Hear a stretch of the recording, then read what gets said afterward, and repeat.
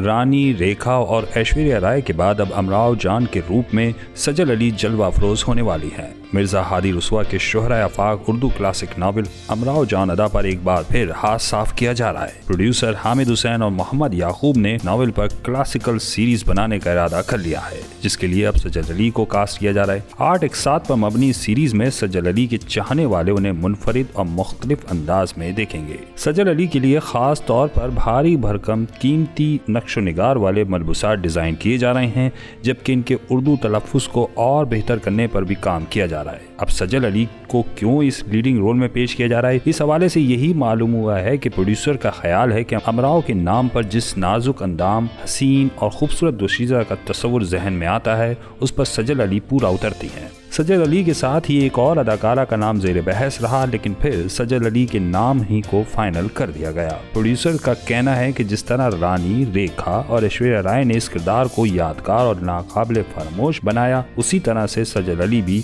ये काम कर देंगी। उनका दावा है कि नाजुक नाजुक सी सजल अली भी कुछ ऐसे डूब कर अदाकारी करेंगी कि लोग रानी, रेखा और ऐश्वर्या राय की अदाकारी को भूलकर सजल अली के गुण गाने लगेंगे।